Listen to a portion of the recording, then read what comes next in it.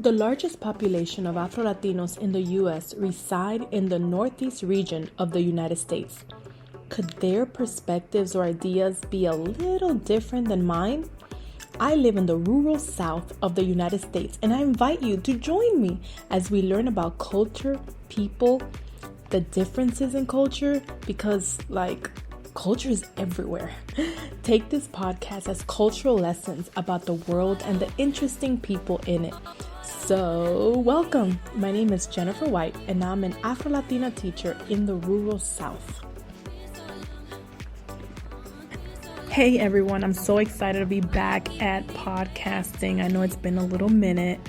I'm introducing season 2. I can't believe I made it to season 2. But the first season, I have to be totally honest with you and transparent. It was really hard. Podcasting and being a school teacher and being a mom and being a pastor's wife and all that good stuff that I am was really hard. The editing process, learning, I had to learn so much from YouTube to put things together, and I just learned a lot, and I thank God for all those people who were out there for me, who helped me a lot. Fellow podcaster Jesse Feliz helped me out a lot, and I I'm thankful for all the YouTubers that helped me too. So anyway, this year is going to be a little different. It's not going to be in English and Spanish. Last time I was doing an English episode, and then I would do the next episode in Spanish. That just took a lot more time to do because I couldn't find people to interview with the other language. So it was like I had to just do everything myself. So I'm going to make it a lot easier because really my purpose of this podcast is really just to teach cultural lessons. I want to make it easier. I want to be able to just share with the world what I'm learning, because I just love learning about culture. So you may encounter an episode in Spanish, but you will know it by the title. The title will totally be in Spanish. So that's because I have people that I have interviewed that have not been yet on the podcast as we speak. So I'm trying to get all these folks in there, and I apologize for if I have interviewed you and you're not in here yet, but don't worry, you're in here this year. So thanks for your patience with me. I have grown to love podcasting and sharing life lessons, learning about other people. If I wasn't podcasting, I wouldn't be interviewing anybody. So I just have appreciated doing this, and thank you for being an audience and for hearing me out. Hello again, and welcome to episode 17. I am honestly all things Afro-Latinos. So I have spent quite some time researching about the Afro-Latino presence in social media. I am following so many groups that represent Afro-Latinos because, after all, I have my own group. My Facebook group is incorporating Afro-Latino culture in Spanish classrooms. And I started this group about 4 years ago so that Spanish teachers would have a place to talk about lessons and cultural information that would be a safe place for them to explore and ask questions. They can also transform the resources that are provided in that page into lessons for their classroom so that we can have a more inclusive classroom environment. Now, last year, I found Jorge Gonzalez. He is the administrator of the Facebook group Afro-Mexico, in all caps, by the way. I was interested to know why he started this group with over 6,000 followers. There is a reason why he is so passionate about this subject.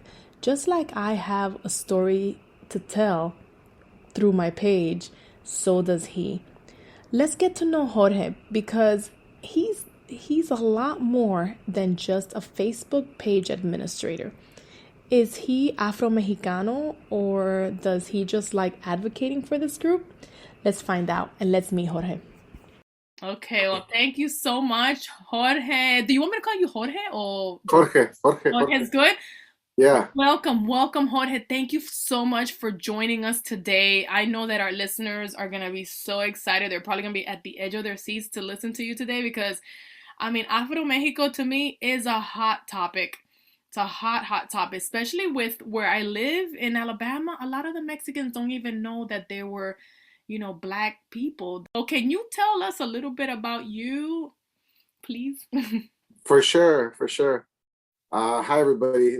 My name is Jorge Gonzalez. I reside in San Diego, but I consider myself a Fronterizo, Chicano, Mexicano, Afro-Mexicano. And, I, I've been living here in Tijuana, the border region, for most of my life. I was born in LA and then sort of raised here since the age of 4. So it's a unique place to live, right by the border. So it's like if you, Jennifer, were to live like next to Dominica Republica, and you have the United States right here. So imagine going across the borders, and it's a third world country. It's a whole different reality, Wow. So growing up in that environment allowed me to understand identity, and I became so interested and curious about identity, and I didn't know it growing up. So for me, I was always changing accents depending on northern Mexico, southern Mexico, without knowing, because of my high school sort of experience and growing up in the border region. There's people from around different parts of Mexico who have different accents, different cultures and whatnot. So I naturally and organically, I was able to navigate that, and I can code switch pretty easily.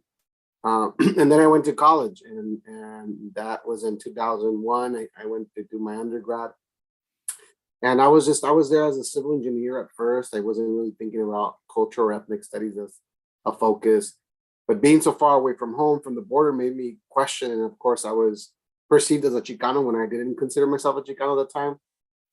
So these questions of identity, it was post 9/11. So being a person of color, well, you were a target already. There was a lot of tension on campus. So all of that really created the environment for me to start really looking into what is identity? Who am I? Where do I come from? And that started like as a quest or a curiosity, hitting up the library and then finding the right classrooms, the right mentors.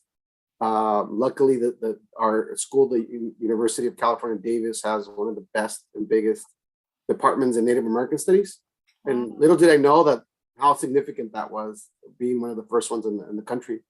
And I had great mentors there who really provided me a different cosmovision and worldview that I didn't really have of, my ancestors and African traditions and the influence with Native American traditions and just everything in between, right? By taking courses in Chicano studies, African American studies, class in Native American studies. And I just became very passionate about ethnic studies in general.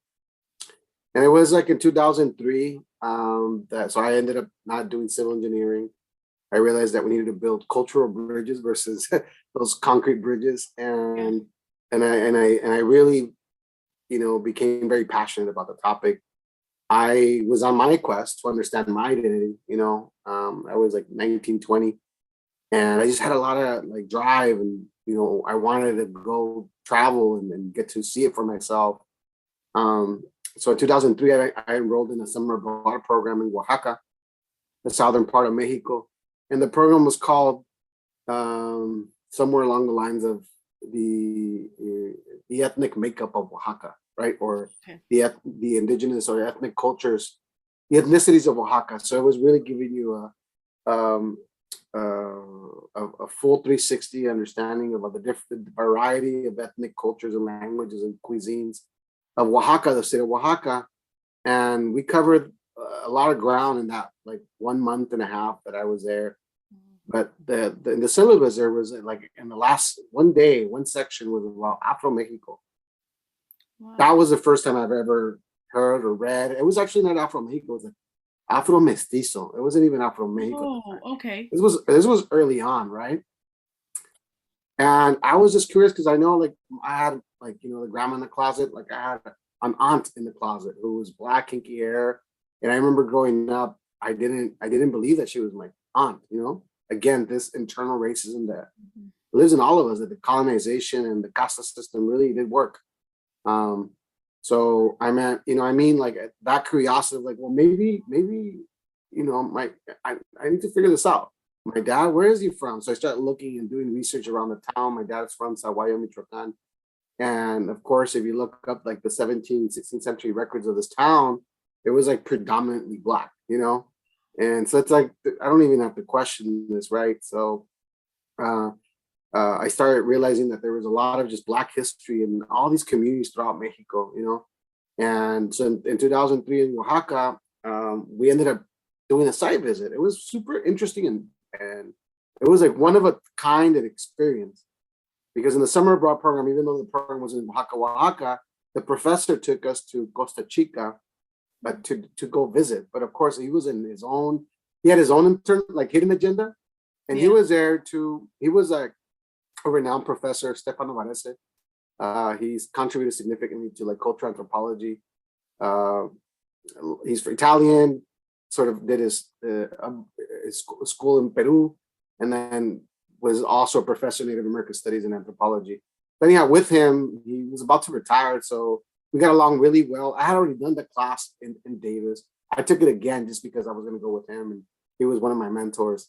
And he took us to this town, and then we basically got off the car, and everybody was Black. And we were in Oaxaca, and I couldn't believe it. It was mind blowing. I mean, like inside of me, something I wanted to cry, but I didn't know why. I couldn't understand the process. I just felt like I had arrived home, you know? Wow. For the first time, I felt like identified with everybody looked similar to me. There was all shades of Black between Mestizo and Black, but it was El Ciruelo, and that's where the Black movement started. The Black movement in Mexico started in El Ciruelo, this little town, because of this priest called Father Glenn Jemmett, who's from Trinidad, you know. And the story behind him, he should have a movie. The story about him is fascinating, and it's interesting how now that the Black movement has sort of taken off, like little gets said about how much he contributed to this whole thing. And it was a life-changing experience meeting him. You know, it's like when you meet, you know, just someone who you know will be a legend, you know, or a historical figure for that matter.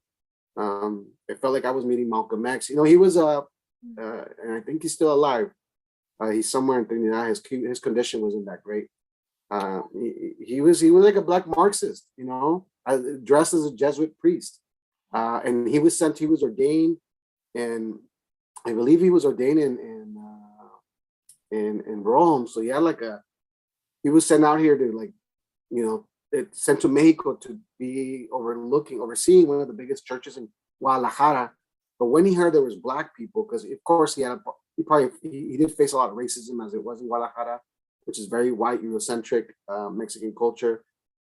He knew that there was Black people in Costa Chica, and he went out there. He was like, and he wasn't coming back. And there wasn't even a church for him. So he started a church from nothing.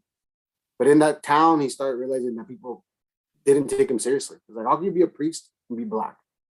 Black people themselves in Mexico, they wouldn't go to mass.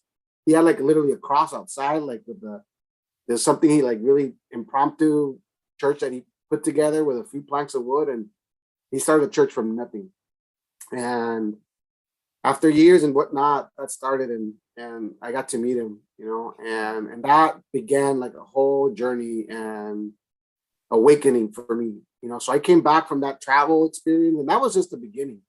So that we got to meet him, and then I went back to Oaxaca, and I told my professor I wanted to do field research, that this was going to be my topic. I couldn't believe that we were talking about it one day only out of the whole month and the whole course. So I found that problematic, and the reason why he was there, he was part of a committee to give some top university, I forget, it was Cornell, one of those universities, was trying to give $1 million to a nonprofit that was ready, that was involved in social movements, and that was Afro-Latino. So it was between, or Afro-indigenous for that matter. Okay. And they were looking into Chiapas, and they were looking into the Garífunas in Belize, or in Oaxaca. So there was a meetup to really assess if they were ready to receive $1 million to invest in the movement.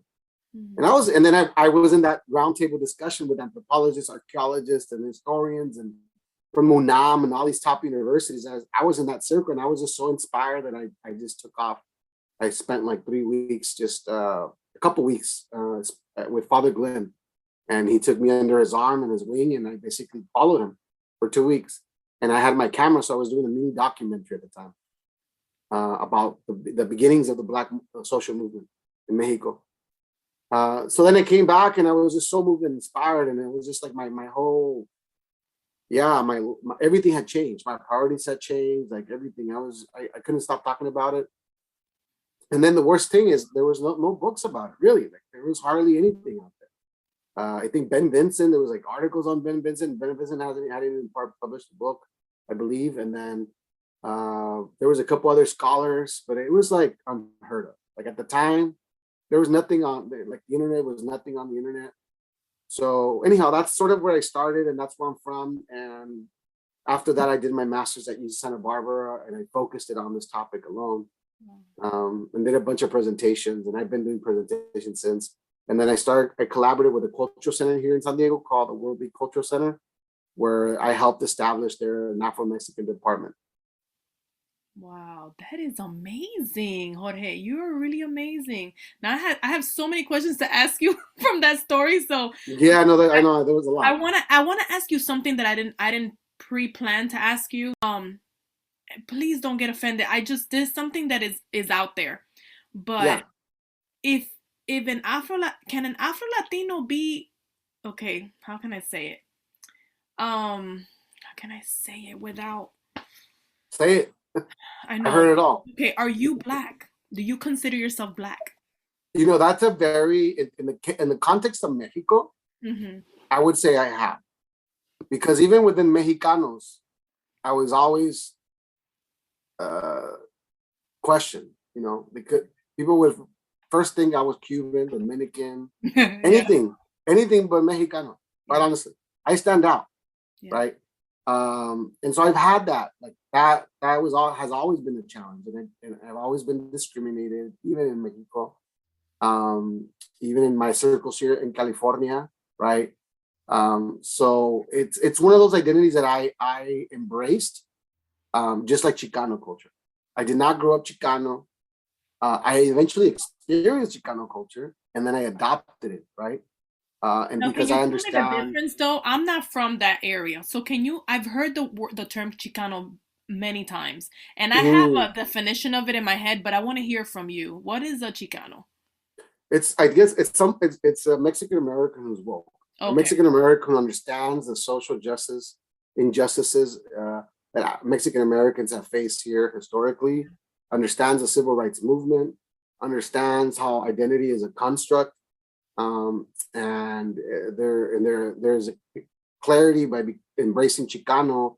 You also identify with the movement and are involved with whether it's community movements or socially politically driven movements, or are involved through like a nonprofit or grassroots, whatever level.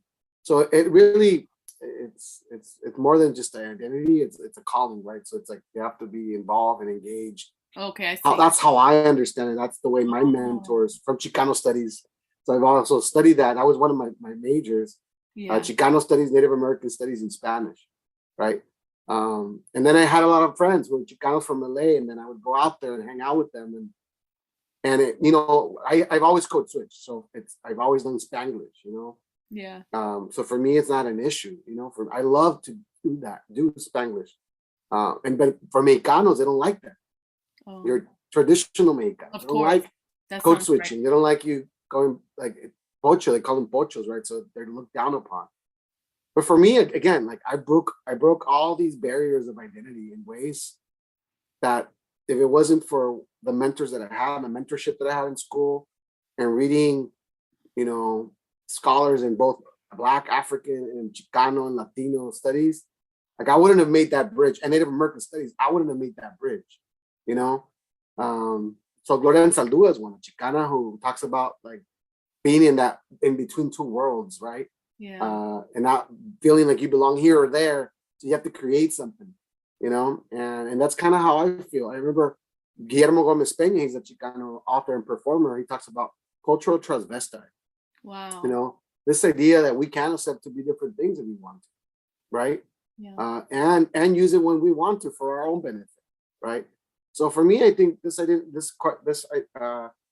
question on identity is perplex, is unique. So when the whole movement was starting and the reconstruction of Blackness, right, started in Mexico happening, I saw it unfold. I saw it from where people were not even comfortable with Afro-Mestizo or Afro anything. You know, they were just, call me Moreno, call us Morenos, call us Negros, only if you're from Costa Chica. Wow. Right? In Costa Chica, people are okay with calling someone Negro. But if you're not from Costa Chica and you come there and you say negro, no, they're like, we get it. You know, we know the how in Mexico it's derogatory, right? Or negrito or etc. Can you tell me, like, okay, I've never been to Oaxaca, wanted to go there so bad, Yeah. but my bus wouldn't cross the border because it was a yellow bus. I took a bunch of kids to Mexico, my husband Okay. and I, and they said you Yeah. can't cross with a yellow bus, so we had to stay there. But our goal was going to Oaxaca. Tell me what does Oaxaca look like geographically? Like you're telling me Costa Chica, but how far is Costa Chica from where everybody else is? So Oaxaca is a rich, super multi-diverse state. The width of it is really like if Oaxaca was flat, you could probably cross it in 3 hours, right? Or 4 hours. If it was flat. But because it's so mountainous, it's so full of mountain range that it takes you like almost half a day to cross the whole thing. Wow. Depending, what road you take. So it's high in altitude. Almost it reminds me of like Peru. Peru, it's like starts flat, like, tropical, and then it just goes up. And it's like high Sierras, and then like all of a sudden you go down and it's like the jungle. Oaxaca is to a large extent like that because you go through the whole state, and then you from the coast of the Pacific, it starts in the coast and very tropical, savanna like, and then you go up and it becomes mountains and forest, and then it goes down and it kind of starts meeting Veracruz. Because Oaxaca is a big state and it meets with Veracruz. And Veracruz is more like jungle-like, tropical, right? So it has all these shades. It's a beautiful state because of its diverse, regions. It creates diverse culture, foods, gastronomy, languages, dialects, and that's really rich. So where the Costa Chica is a very tropical, humid place, right? If you go there, it would probably remind you of, I don't know, your country, Dominica. Yeah. So, and there's a lot of reasons why location matters. Why Afro-Mexicanos or African descendants decided to reside there. First, there was a sugar plant, all the sugar plantations, right? There was exploitation, but then part of the reason why you don't see a lot of mixing there, like you do in Guadalajara and elsewhere, is because a lot of Europeans didn't want to live there, right? It wasn't suitable. The weather wasn't suitable for that. So that's why in the 1700 census, you see a very 5% white population in that area. And that plays a big factor into why the Black communities, mainly stayed Black for the most part, and did a lot of intermarriage mixing with the indigenous communities that eventually moved up to the Sierras.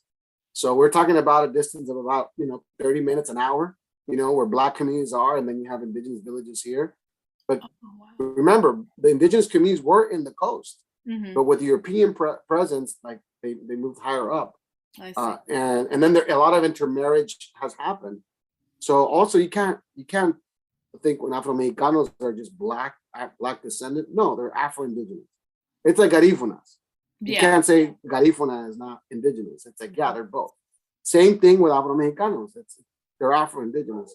And I think for that reason, I love to embrace Afro-Mexicanidad because I am Afro-indigenous, and sure, I'm a European as well.